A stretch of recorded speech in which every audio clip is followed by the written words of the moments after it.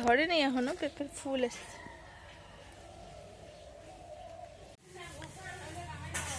স্বাগতম বন্ধুরা আমার এই ছোট্ট একটা গ্রামে, ছোট্ট একটা সংসারে। আমি প্রতিমা, আমি আমার সুখ দুঃখ হাসি কান্না সমস্ত কিছু আমি তোমাদের সঙ্গে শেয়ার করি। আর সবাইকে জানাচ্ছি শুভ সকাল। এখন বাজে সকাল 8টা। আর আজকে আমাদের মামা বাড়িতে প্রথম দিন। কেন কেন ভিডিও করবো না? হ্যাঁ কেন? আর দেখো আমি তোমাদেরকে দেখাই চারপাশের অবস্থা।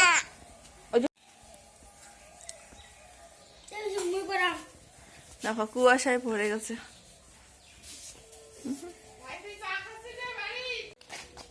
শুনো এখন যাবে না। আচ্ছা চলো চলো চলো আসো। ওই যে দেখি তো দিদুর বাড়িতে কি কি সবজি হচ্ছে।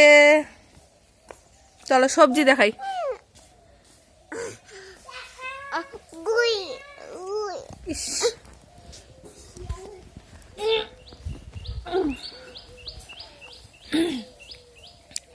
দেখো এখানে হচ্ছে লাফা, তারপর হচ্ছে ধনিয়া, মানে ধনে পাতা, ধনিয়া বলছি। আর এখানে একটা পটল গাছ, আর এখানে হচ্ছে শীতলাউয়ের গাছ। ভিতরে হচ্ছে শীতলাউ। আরও দেখাই। আর এটা হচ্ছে আমাদের বাড়ির জবা ফুল, যেখানে সারা বছর ফুল ফোটে।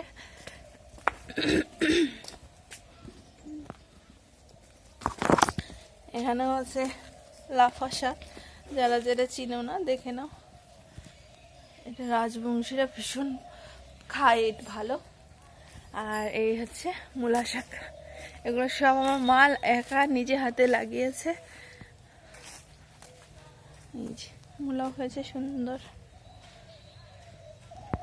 দেখো ছোট্ট একটা পেঁপে গাছে পেঁপে ধরেছে। এই যে পেঁপে ধরেনি এখনো, পেঁপের ফুল এসেছে।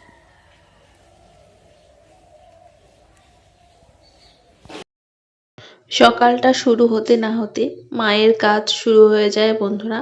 আমরা উঠার আগ থেকে আমরা শোয়া পর্যন্ত মা কন্টিনিউ কাজ করেই যায়।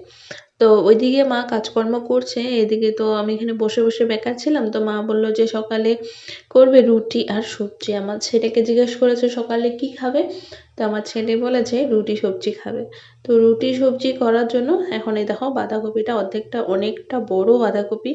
যেহেতু আমরা যে অল্প কয়টা মানুষই, সেহেতু একটুখানি অর্ধেকটা বাঁধাকপি আর কয়েকটা আলু। আর নতুন আলুর সবজি বন্ধুরা একদম টেস্টি আলাদা। আর দেখো বাবা রুটিটা ভাজছিল, বাবা বেলে দিয়েছে মা।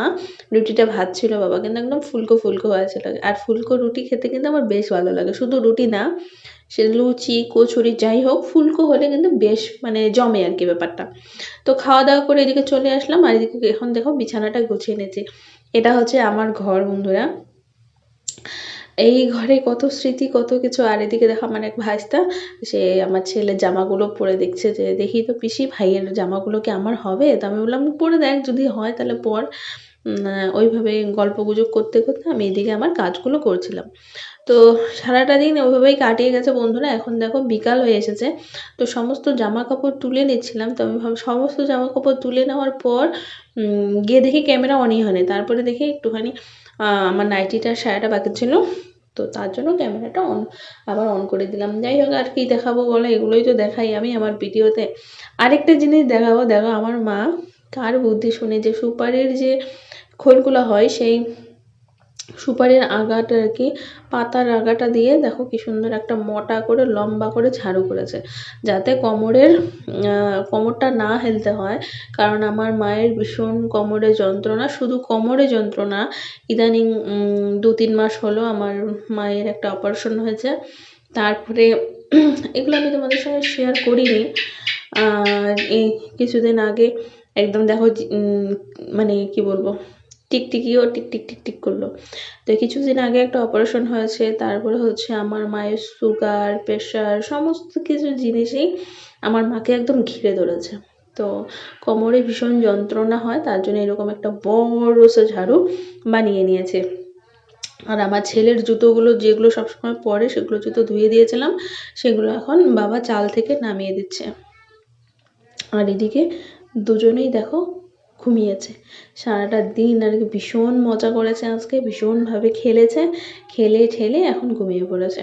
আর এদিকে ও দাদু যাবে এখন বাজারে বাবুর জন্য দুধ আনতে, মানে যাকে বলেছিল দুধের কথা সে এখনও দেয়নি, বলছে যে আমি শিওর না যে দুধ দিতে পারবো কি পারবো না, তার জন্য বাজার থেকেই আনতে হবে। আর কি বলো তো, যদি তুমি কারো কাছ থেকে নাও সেই দুধটা না বলে দেওয়া যায় যে একটু ভালো দিও, বাচ্চা খাবে বা কিছু। আর বাজার থেকে আনলে কিন্তু তা না বন্ধুরা, বাজার থেকে দুধ নিয়ে যাচ্ছে একদম টেলটেলা জল। আর আমাদের বাড়িতে যদিও বা নিজের গাই, তার জন্য ওই বাজারের দুধ দেখে না আর পছন্দ হয় না। পরে মা আবার বোতলটা দিয়ে দিল বাবাকে, ওই যে বাবা ওখানে দাঁড়িয়ে রয়েছে, শুধুমাত্র আমার ছেলের জন্যই আর কি এখন যাচ্ছে বাজারে। আর ঠান্ডা কিন্তু বেশ ভালোই পড়েছে বন্ধুরা, বিকাল হতে না হতে সোয়েটার টোয়েটার পরে নিতে হয়, না হলে ঠান্ডা কিন্তু লেগে যায়।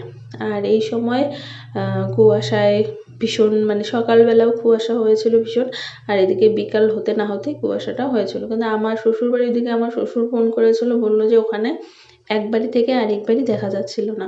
তবে আমাদের এখানে আবার তা না, একটু 8টা সাড়ে 8টা বাজার সাথে সাথে রোদ উঠে পড়েছিল। আর এইদিকে দেখো আমরা সন্ধ্যাবেলা যাচ্ছি আমাদের ঠাম্মাদের বাড়িতে। আমি ধাবি যাবো না, নিজের চিন্তা নাই। ওমা ওমা ওমা,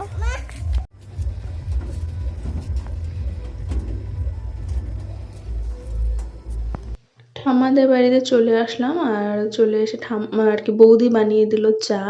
তো একদম চা খেয়ে দিয়ে এদিকে ছেলে খেলছিল, খেয়ে দিয়ে আবার বাড়ি চলে এসেছি বন্ধুরা। বাড়িতে আজকে রাত্রেবেলাও ছেলে খেয়েছে রুটি আর দুধ।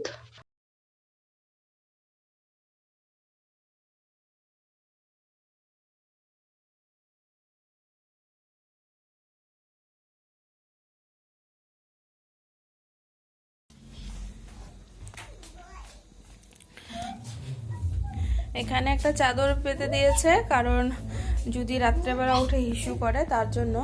যদিও বা হাগিস পরাবো, কোনো কোনো সময় ছেলে উঠে যায়, পরে আর বিছানাতেই করাই। আর এক বাবা এমন করে না, আরেকটা জিনিস তোমাদেরকে দেখাই, এই যে হাগিস পরাবো। আর নিচে দেখো একটা কম্বল পেতে দিয়েছি যাতে নিচটা ওদের গরম লাগে, আর উপরে এরকম লেপ এভাবে দিয়ে দিয়েছি। অনেকে বলে যে শীতকাল পড়ে গেলে মশারি দিতে হয় না, কিন্তু আমি মনে করি বন্ধুরা, বাচ্চা যখন শয় তখন মশারিটা মাস্ট দিতেই হয়।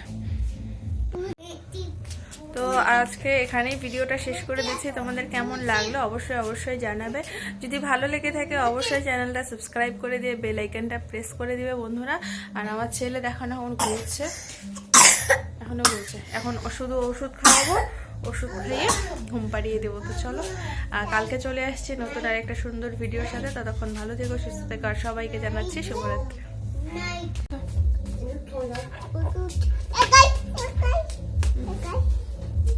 যখন ও বাড়ি থেকে এ বাড়ি আসছিলাম টোটোর মধ্যে এসেছিলাম, প্রায় অনেকটা রাস্তা বন্ধুরা আমার শ্বশুরবাড়ি থেকে বাপের বাড়ি।